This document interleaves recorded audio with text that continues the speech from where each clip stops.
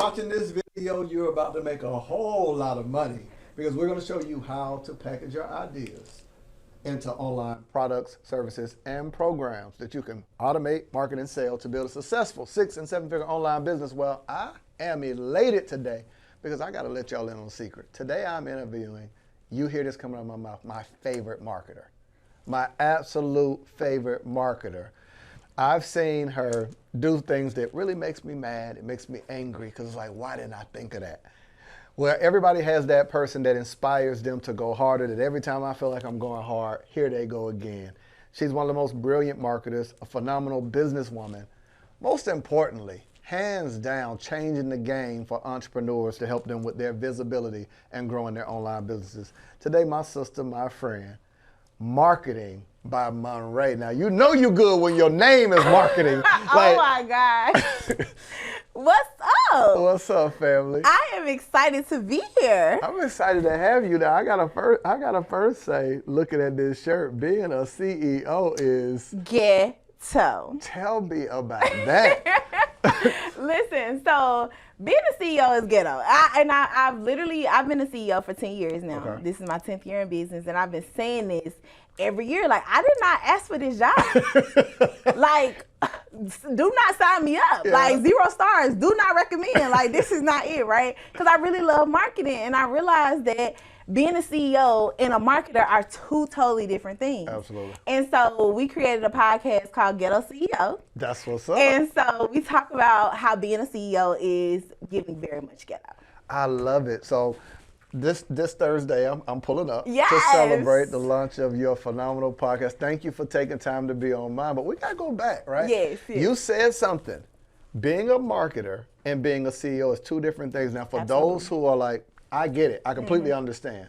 Life would be easier if all I had to do was market and I have the other Absolutely. I love it here. But for someone listening, what is the gap? What's the difference between the role of Monrae the marketer and Monrae the CEO? So one, I think that entrepreneurs do not understand that being a CEO is a job. Like, we become an entrepreneur and we're like, oh my God, this is great. But like, you are actually running a company, right? And so as a CEO, your job is to make money. Yeah. Your job is to manage a team. Your job is to make sure operationally we're functioning, right? But your job as a marketer is to increase visibility. Your job as a marketer is to cut leads into sales. Like, that's your job. So when I love marketing. Yeah. Like, I tell people I'm a marketer first and I'm a coach second. Like, I love marketing. So I didn't really realize that this is a whole nother job. I was like, why y'all keep coming to me about y'all emotions? Like, you want me to manage a team? Like, I don't understand. And I'm an only child. So it was like, oh, this is different, you know? But I had to understand there are time and places for Monrae the CEO and Monrae the marketer. Wow. How hard is it? So I know that you have staff, employees, things of that nature. This is not some solopreneur operation. 10 years in the game, you've built something substantial. Absolutely. How hard was it when you started bringing people on the marketing team? Because that's your thing. Oh, that's what you do. My God, Marquise. I just thought everybody sucked. Like, and this is like me being so honest, but because, and it's funny because my boyfriend says you're never happy. Like, you're like, when it comes to marketing, nobody's in your mind is at your level, right? But I had to think about it in a different way. I'm like, okay, can I find people that I can mold and train to be who I want them to be? Because I market differently. Like, I market based on the downloads that God gives me. So I can't teach nobody intuition when it comes to marketing.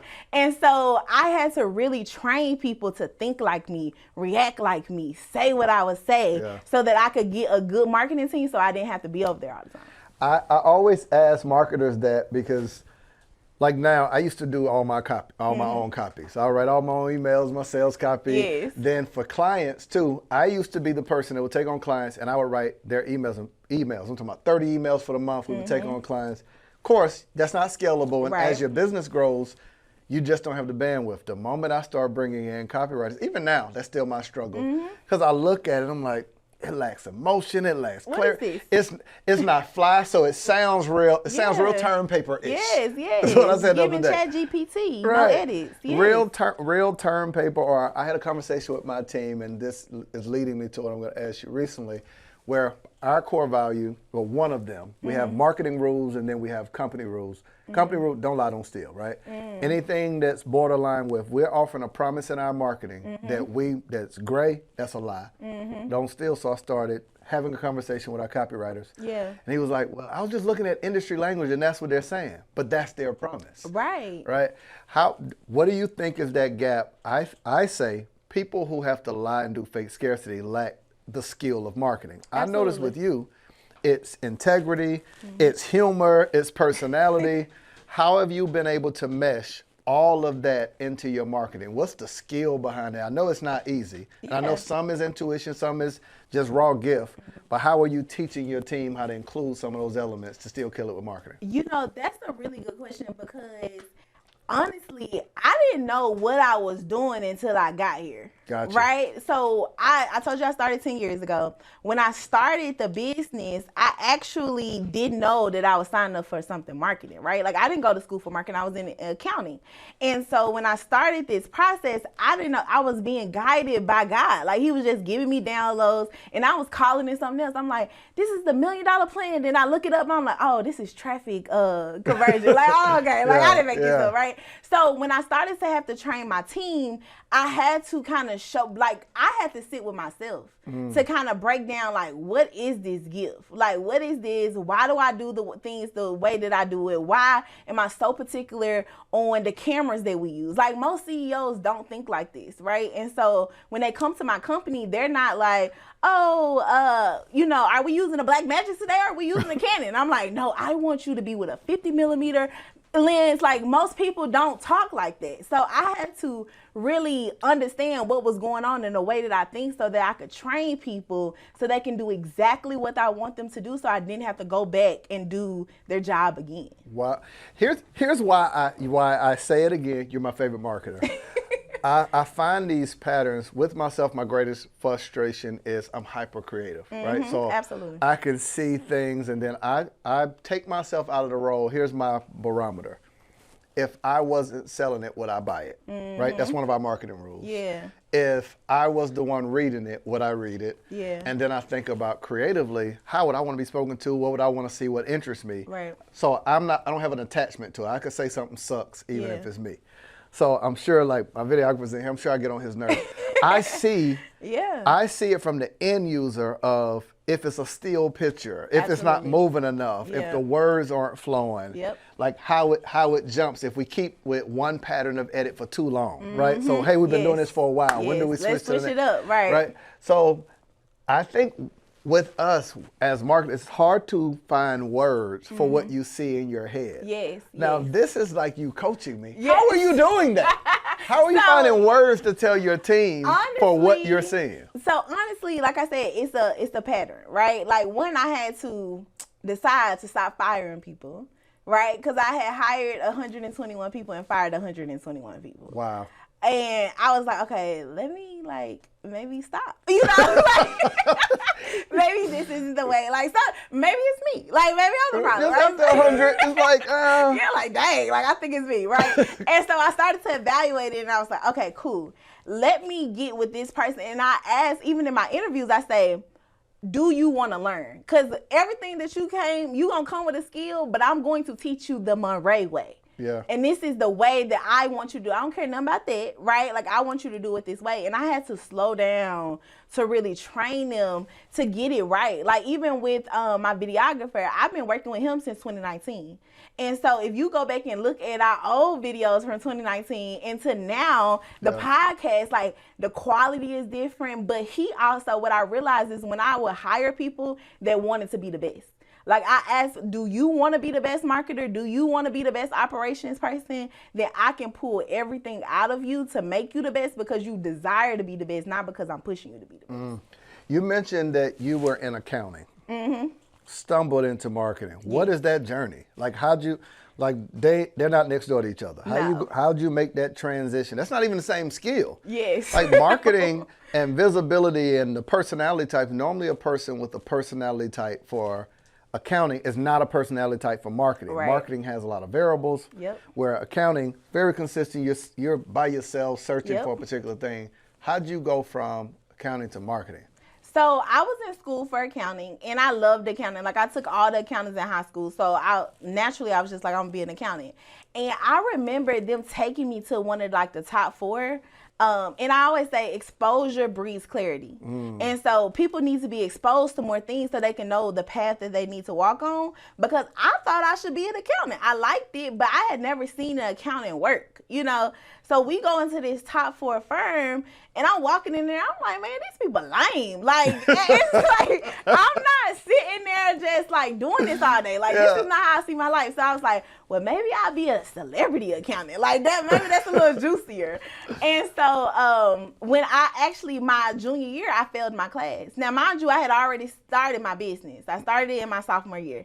So I failed my class, and I was like, well, yeah, I'm not staying in school. Like, I know what I want to do. I want to do marketing. And I didn't know that this was marketing, right? Like, I was calling it brand management or branding or whatever. But I had started helping people increase their visibility on social media. I started doing campaigns. And I just did creatively what felt right. Yeah. And then I discovered, oh, like, this is marketing. So I just changed my major the last year. So you were doing the function naturally. Yes. Or let me use a different word, instinctively. Yes, yes. I have this statement I always make trying to help entrepreneurs, because that whole God factor, right? I say that birds don't leave the nest and wonder where they're going to find food. Yes. Fish don't leave the water and search for their environment or for their oxygen. Fact. Humanity is the only person that leaves their environment they were made in and search for a paycheck to sustain themselves, right?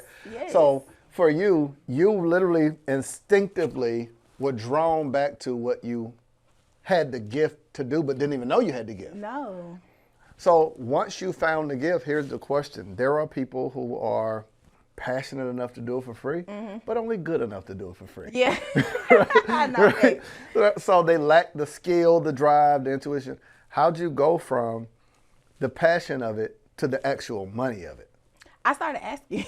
I was like, I need to pay my bills, right? So I was like, so I'm gonna tell you about the first time I asked somebody for some money for marketing, right? So it was when I was in college, and there was this lady that used to drive around. I was in college in Hattiesburg, Mississippi. I don't know if you know where Mississippi. Yeah, like, I do. I'm I'm born and raised in Panama City, Florida. So Alabama, Mississippi, yes, all it's right, like it's a small city, but this lady used to drive around in this pink Bentley. I was like, oh, she needs to be my client. You know what I'm saying? She got a business. She needs to be my client. So I went up to her hair store, and I was like, you need me, you know, and I just put myself out there. I told her the campaign idea, told her what I could do. Now, mind you, I had never done this before. Like, I was like, I'm going to help you get distributors all over the Mississippi so you can sell your hair. I was like, man, I don't know how I'm going to do this, but I'm figure it out, right? And so I told her, and she was like, okay, how much is it? I was like, I kind of like set up a little bit. I was like, it's $1,300 a month, but I'll just do it for you at that rate. And she was like, okay, cool, let's sign up. I was like, $1,300. you ready? Like, I'm in college, so I'm like, oh, I'm outside. Like, I have made it, mama. Like, this is great. Yeah. And so I was just so excited. So when she was paying me, I had went and quit my job at JCPenney's. Like, everything was different. No 2-week notice. No, baby, I'm out. I'm out. I'm rich now. Hey, about my shift tomorrow, I ain't gonna be able to do it. Find somebody else to do it. Get somebody else to do it. Yeah, so it felt good. And I just realized at that moment, I kept hearing my mom's voice, and she always told me the worst thing that people can say is no. Like, always ask. Like, the worst thing they can say is no. And if they say no, go ask them again. And so I just was like, let me shoot for the stars. I was going to ask you, where does that confidence come from, right? You notice this because you coach entrepreneurs. The thing that most people struggle for is asking for the sale. Absolutely. So you were wired with a gift and had a mother who eliminated limiting beliefs. Yes. You didn't have the belief that no was a bad thing. No, my mama required me to ask for everything. Like, there was no hinting like, Mom, I think I want a phone. No. I had to turn in a presentation on why I needed a cell phone. Now, later on in life, I found out she was like, girl, I just ain't had the money, so I was trying to slow you down a little bit. But it wired me with the skill that present, ask, and provide details on why you need it and why you believe it. Back it up. Present. Yes. Ask. Provide details on why you need it. Now, that's a strategy for entrepreneurs. No, thanks. Like, thank you, Ma. Thank you, Mom. Thank you, Mama Marketing Monrae. You just helped us out. Yes. Wow. Yep. So from college days, $1,300. Right.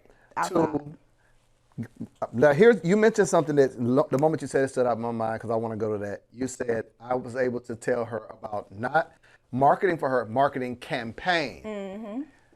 Several people listening to this do not know the difference, and this is what I keep trying to harp to people. Please. Like posting on social media is not marketing. No. They don't have themes. They don't have an actual process that a rollout, a build-up. They think launching is just a flyer. Yes. So when you mentioned you were able to talk to her about some of the campaigns you were doing, talk more about what that looks like for you and your team. Y'all are you are the most creative as it relates to it. Before I even let you answer the question, let me talk about Monrae. Oh my God. This is the part that made me mad. I looked and Power had just came out. This girl reenacted Power with the music, the theme, the trailer for her marketing campaign. I was over there like Buddy on Hollow Knight. Don't shoot that no more. It made me so mad because it was so creative. Where they literally reenacted that from different world. That every month they came up with a new campaign for the entire month, and the messaging, the marketing, the content lined up with what they were selling. Yes. So everything was on brand, on theme. That takes a high level of execution. Thank you. Yeah, I be watching. I see. Market doing marketing. Bobby. You made me mad. You didn't put more pressure on Ton. Ton is in here. Got to recreate Power. Listen, we coming for it. We're going to do something. But talk about like your thought process of creating a marketing campaign and define for some of them that don't know, what is a marketing campaign? Yeah, so let's start with what is a marketing campaign. Because honestly, when I started doing it, I didn't know what it was, right? Okay. So I teach people that a marketing campaign is an organized course of actions established to achieve a goal. That's the true definition. If you look it up, that's what it's going to say, right? Back that up like now for the 9/2000. A marketing campaign is what? An organized course of actions established to achieve a goal. It said nothing about the glitz and glams of recreating Power, nothing about upgrade you, nothing about $10,000 budgets. And I think when people hear campaigns, they immediately count themselves out as entrepreneurs. And they're like, I can't do this. Like, I could never do something like that. Monrae, you're so creative. But I teach that it's just an organized course of action. So you are organized, have multiple actions, and you're walking towards a goal. Wow. And that's it, right? Like, I don't care how you deliver it, but that it has to have those core elements. So when we started doing campaigns, it was my creativity, right? Like the first campaign, when I told you about the lady with the pink Bentley, her first campaign, I was like, okay, girl, I got a campaign. She was like, okay, like what's up? You're going to get kidnapped. And she was like, girl, what is going on? Right? It was so innovative. At the time, like, nobody was doing this, right? Especially in Mississippi. And so she got kidnapped. We did a 4-episode series where every Thursday a new episode dropped. The whole streets was going crazy. And then we included interactive components where if you seen her driving in Hattiesburg and you seen her pink Bentley, you take a picture, you get free hair. So now it's like, oh, now we got people sharing on social media and things of that nature. So I wanted people to understand that the visuals was just to captivate their attention. That was not the rest of it. It was so much strategy that goes behind it. It's so much data that goes behind it. It shows you exactly what emails to send. It shows you exactly what posts to make. But it's not about just the creative part. That's just to snatch their attention right quick. It's about the data to get to the goal. Yeah. That level of high level creativity, I can see why you're rich. It makes sense now. I was over here in my head like, okay. No, but the truth be told, that is something when someone thinks about the difference between the person who plays ball at LA Fitness and LeBron who plays ball, that's a high level skill, right? Because it's a cash infusion into a business. Yeah. There's a direct correlation to marketing, visibility, leads, and sales, right? Yeah, so you are literally helping someone gain their largest asset, which is why I tell clients all the time, they just look at the number of revenue they make. They don't realize that lead you just got, that's the most valuable thing because you can change your offer, you can evolve your business, you can nurture them, follow up. Like there's a longer relationship than just the one thing that you're selling. Absolutely. And the reason why I think that is so important, and one thing we've instilled in our company is that I want to know revenue, but I want to know how many leads we got a day. Yeah. And we have a KPI every day. I want to get 100 new leads, 100 new qualified leads. And so we have a Slack channel. So all day, leads are coming in. Ding, ding, ding. I want that thing to go off like Shopify. Okay? Because I know it's working. I know these leads are coming in from social media. I know these leads are coming in from ads. I know these leads are coming from collaborations that we're doing. And so I think people need to understand that there is money in the leads too. Yeah. And if you don't have enough leads, the money will dry up. Let's speak to that, right? So you were talking about some terminologies you didn't know and understand, but you realized the necessity for traffic, right? So as a major thing. I know that everyone is using social media, and you mentioned leads. What advice would you give someone to say, hey, I know I'm the best in the world at what I do, but not enough people are buying from me? Yeah. Like, what are some things that they can do? Give them some Monrae sauce. What's some things Yeah, they can so one thing is, I think we have to go back and take a step back and evaluate the traffic, right? I think enough entrepreneurs don't spend enough time in their data to make data-driven decisions. Yeah. I think we make emotional decisions. We're like, oh, I feel like I'm the best, but did the people tell you you was the best? Yeah.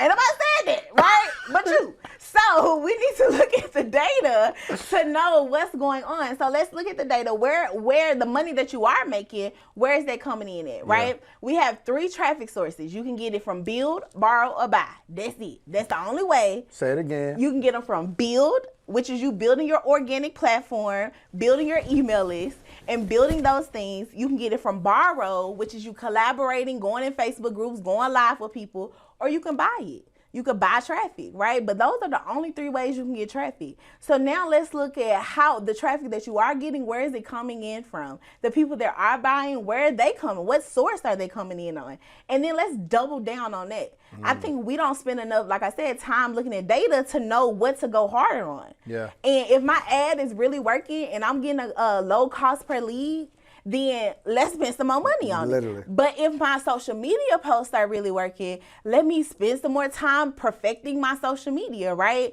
And so everybody has data, but do we all evaluate the data? Absolutely. So one of the things that I tell my clients all the time is that the data of your business is like reading your blood pressure, right? It's the thing that tells you I'm healthy, right? So any business that doesn't have leads, doesn't have sales is an unhealthy business. It's on the verge of dying, right? The blood pressure of the business, like the pulse, of the business is leads and sales. So if you're seeing a trend of zeroed out in leads, it tells you, okay, what effort needs to take place. I love that you are having the conversation. You're talking about the stuff that people don't find sexy. They find Canva sexy, social media post sexy. It gives us immediate gratification.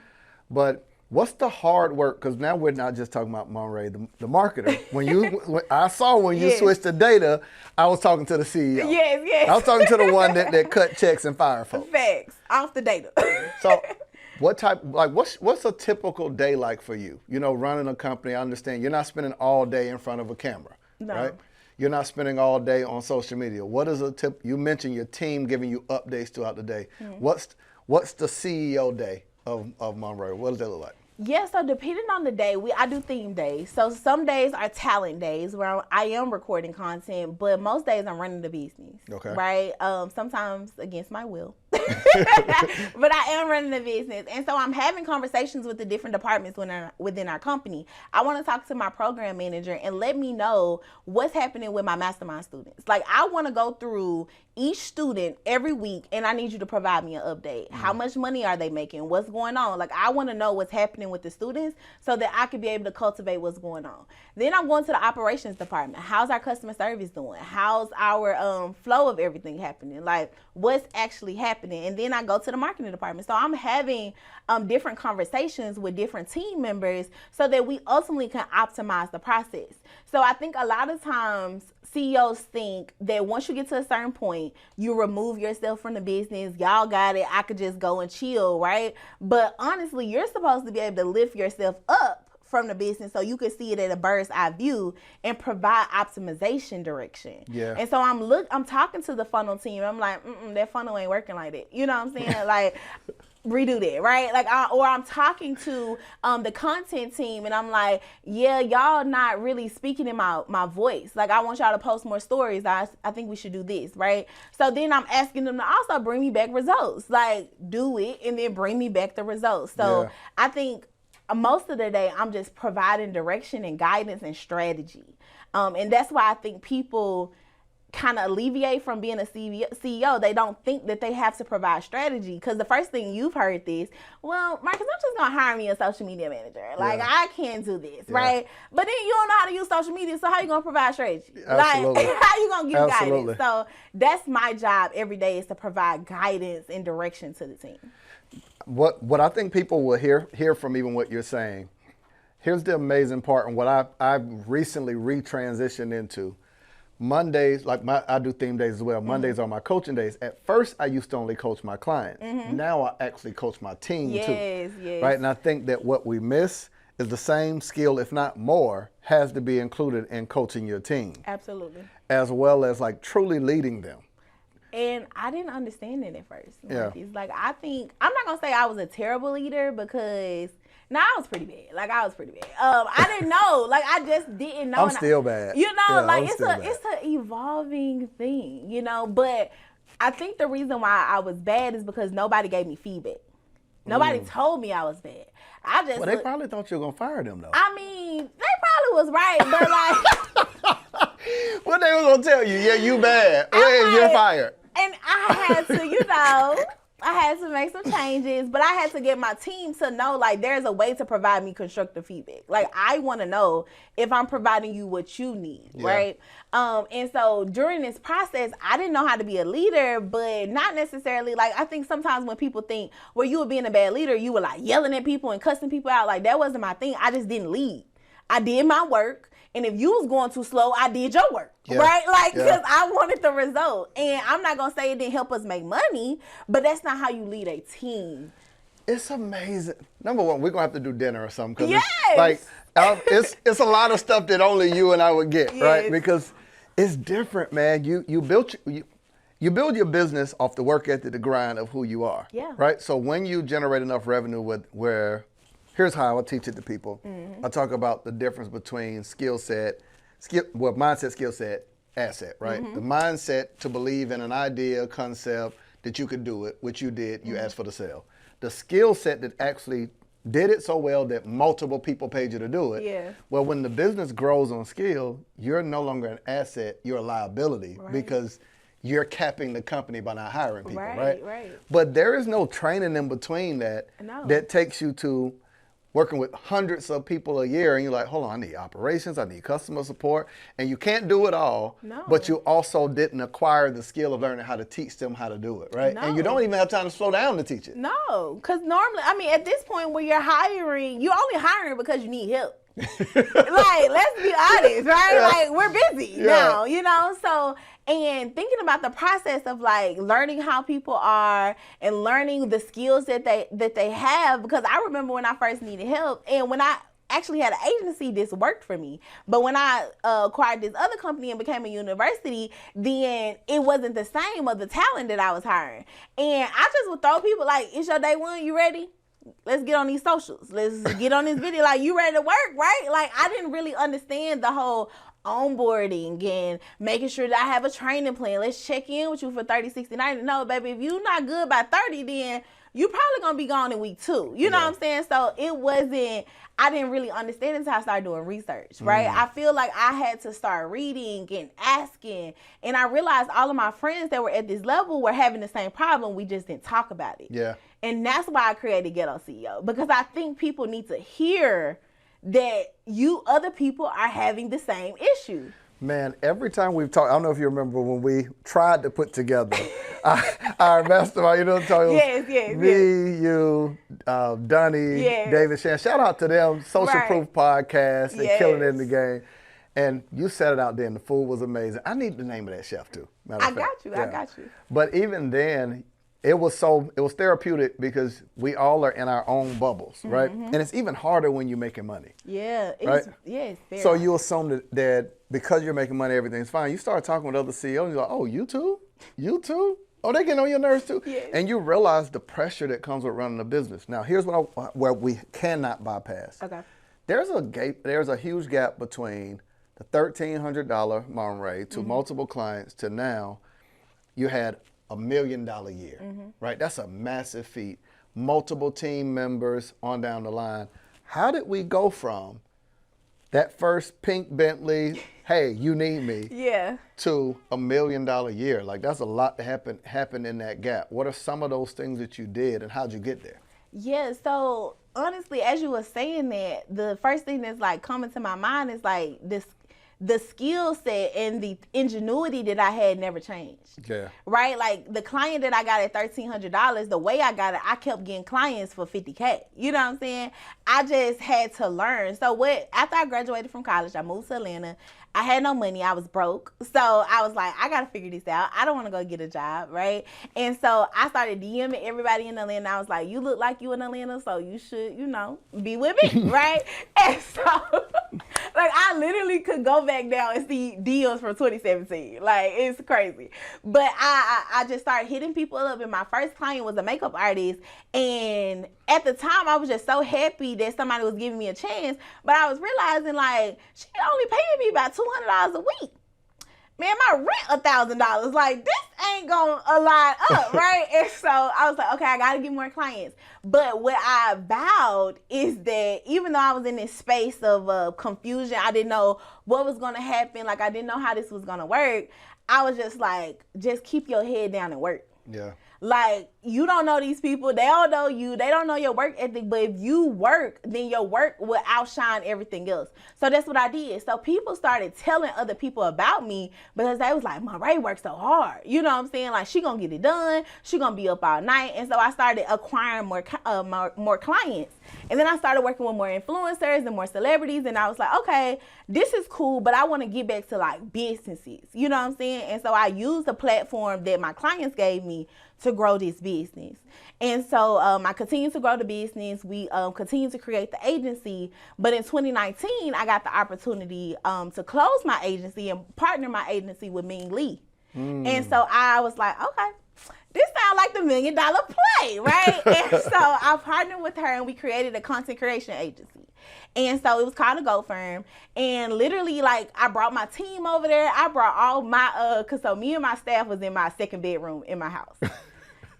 Crazy, right? And so I brought all the stuff to her office, like all the things, right? And so I'm like, this is like gonna be my $1 million year. This is 2019. Well, she was going through things in her business. She already has $1 million business. And I think that once we started like having conversations, she was like, girl, I didn't know what it was gonna be like running two businesses. Yeah. Like, this is a real thing. And so 4 months later, it closed. Wow.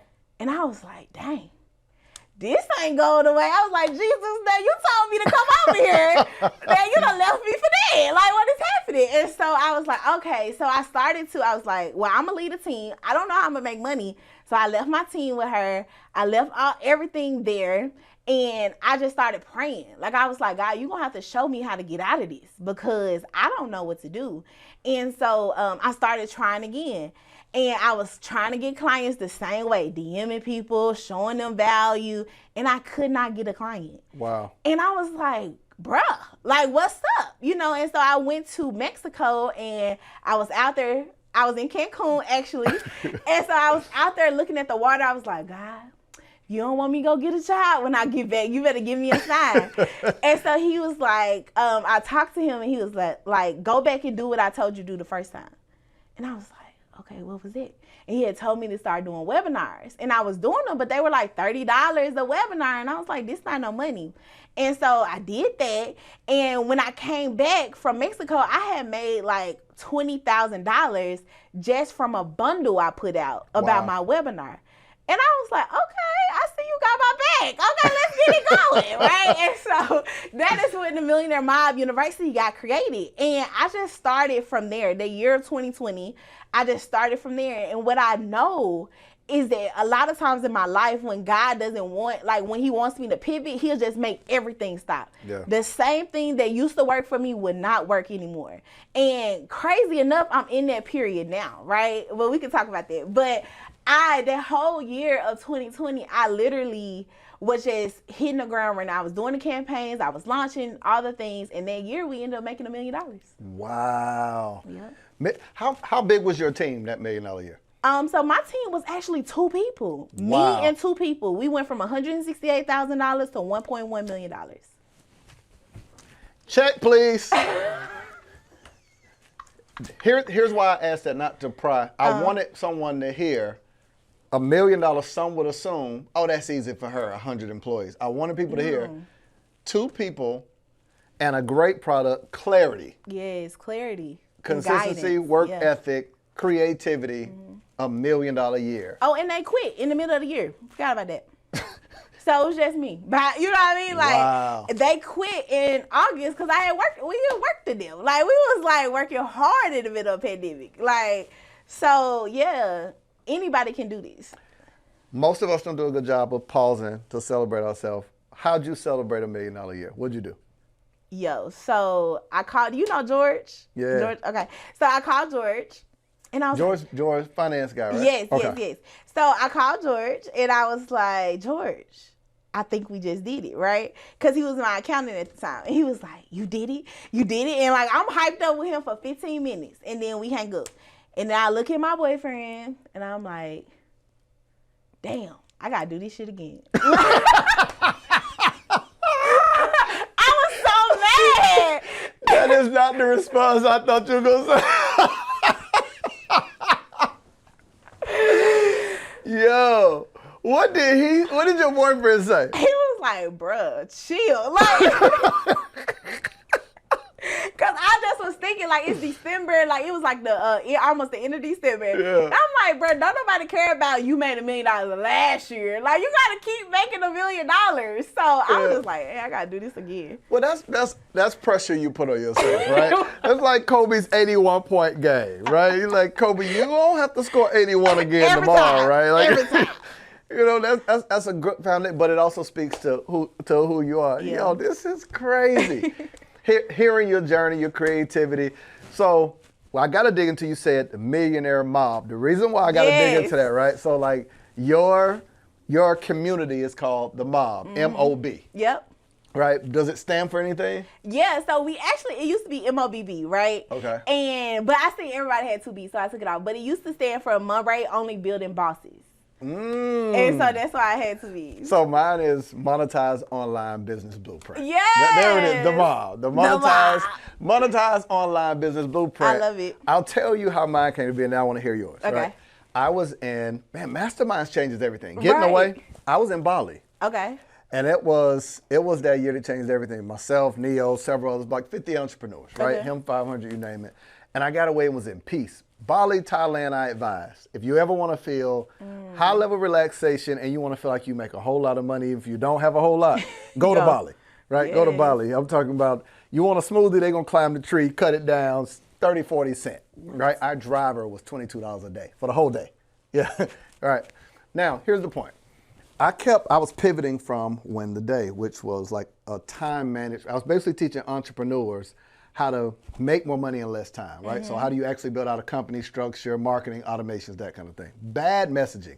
Monetize, Win the Day or monetize your minutes don't kind of hit like the bomb. Right. So I was like, what is it that I actually help people do?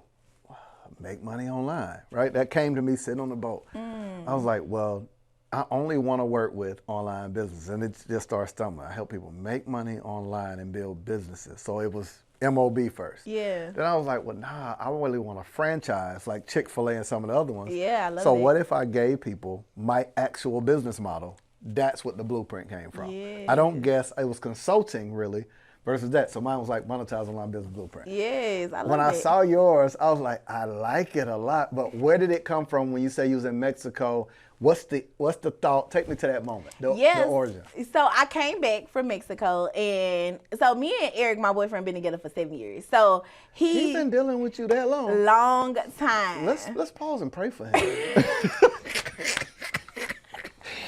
just messing with like you. shout out to Eric. Like, so we've been together for a long time. So he actually was there when I got that first client, right? And so he remembered that journey, and he actually, like, we didn't date for a while because we was doing business together. And when he realized that I was like smart, he was like, let me like leave you alone because I'm kind of trash in these streets. So he was like, I want to be your business partner. So we did that. But when I came back from Mexico, I was telling him, I was like, babe, I got it. Like, this is what I'm going to do. He was like, okay. He always, like, it supports me. And I was like, but I need a name. Like, I need a crew. Like, we got to call it something. And he was like, okay, what about the mob? Monrae only building bosses. I was like, period. Yes. You know what I'm saying? And so there I just like really embodied it, right? And that became the community, the Millionaire Mob, right? Wow. And the vision continued to grow. And that's why it is the Millionaire Mob University, because we actually want to have an in-person university where people come and learn marketing. I absolutely love that. It's crazy because like my highest of my inner circle is called Mob Millionaires, because the goal is to help people transition from 6 to 7 figures, remove themselves from the day-to-day, and hire staff, right? Yeah, So I like love it's it. wow. So I like that you have Mob University, and I see that you've got a few different things coming up. I want to hear like what's this event that I'm seeing? Yes. Is it just women, or can we peek our head in? What is this you got coming up? So a lot of people think like the mob is only for women. Now listen, we primarily market to women. So if you cool with a little sis here or a bae here, like, you know, come on through. But our event that's coming up, we have 2 conferences a year. And in April, we have our Sell More on Social event. And that conference is about sales. Like, how do you take people from lurking online to your bank account? And so we'll be walking people through our sales funnel process, our social skills, like how does all of that work? Wow. Nobody better to teach it. I'm going to say, where will it be? Where are you hosting it? Here in Atlanta, Georgia. In the ATL, Yes. if you are, I wouldn't even say if you're in Atlanta, if you're anywhere, Right. hop on a plane, catch a bus, catch a train, Yes. sneak in somebody's bag and go on the plane now, Yes. because I know the level of value that you're going to offer. How many days is the conference? So the conference is 2 days. And the reason why I feel like people need to be in the room, because it's nothing like being in a room, and you know that, right? Like, nothing about like building a community and seeing people winning. Yeah. And there's no way that you could be in a table full of people making $50,000 a month, $60,000 a month, and you still be broke when you leave, right? So true. Like, so you need to be around those people, but also we're like, this is a VIP only conference. So it is very intimate. We're just hands-on. You got a workbook. Like, we're making sure that you leave with the tools that you need to sell more on social. I absolutely love it. VIP only, hands-on. So it's not just every speaker getting up saying, you got to believe in yourself. You're allowing them in real time to implement and build it out. I absolutely love it. If you're in or near anywhere in Atlanta or plan on flying in, make sure you reach out to Marketing by Monrae. Really quick before I let you go, because I got to hold on to, and I got to bring you back in. Yes. But what's the vision, right? When you say a university, what is the vision? What's the main thing that you want to, let's just say if a person could only work with you for a small window of time and one result they walk away with, what's the main thing that you want each of your clients to accomplish by working with you? So the main thing I want people to accomplish by working with me is to make more money. Like, I literally get a thrill by seeing Black women make money. And so that is my job, to help more people make money in their business. But there's a whole lot of work that comes with it, right? And so our vision, that's why I said before, like, I'm in this phase where I feel like God is telling me to pivot again, and I'm kicking and screaming. Like, I'm like, no, I'm not ready, right? Yeah. But the vision that he has unveiled is that I will have this university. We will be in person. Like, I want to get back to the people. Like, I want to be able to teach people. And because a lot of the people that come to my class are older women, older Black women. And they like, girl, I don't know how to use this phone. I don't know how to do this TikTok. I don't know how to do this, right? And so if I could just touch them, when I can touch them in person, and I could just, girl, just change the phone like this. Let's wipe the camera off. Like, if I could just help the people, Lord. Did you say just wipe the camera? The camera be dirty. That be the problem. That is half the problem. Like, episode over. I don't know. Sharon, wipe the phone off. Please. Back the phone up. Cicely. How you work this stuff? Please, Jesus. Yo, if anybody who's watching and want to know how they can connect with you and work with you, you have no sense. Right? How can they connect with you? How can they work with you? Yes, so you guys can follow me on all social media platforms at Marketing by Monrae. You also can go to our website, mobuniversity.org. mobuniversity.org. Make sure you go and connect with my sister. She is killing the game. I love what she's doing with Mob University. Listen, we're not an affiliation, but we're in support. Yes. Right? It sounds so crazy when you hear the different ideas, but I love what you're doing. If I can support in any way, you know you got it. Yes. I'm showing up to anything that you're doing. I would also love to see if like we can do something together and do a raffle or something. If I can sponsor someone, I would love to grab somebody out of my community. Yeah, let's do and it. sponsor them to come to the conference, because I think that you're teaching things that everyone needs to know. Most people problem is sales, right? Absolutely. There ain't too many problems that more money can't solve. You know? Right? You know? Well, this has been another phenomenal episode of Monetize with Marcus. Make sure you connect with Monrae. Make sure you're subscribed and watching. You know our goal. I tell you every time, if you're watching this video, you're going to make a whole lot of money, because we're showing you how to turn your ideas into an online offer that you can market, package, sell, and automate to build a business to 6 or 7 figures. You know where to find me. If you need me, I'll be over here minding my online business. I'll see you in the next episode.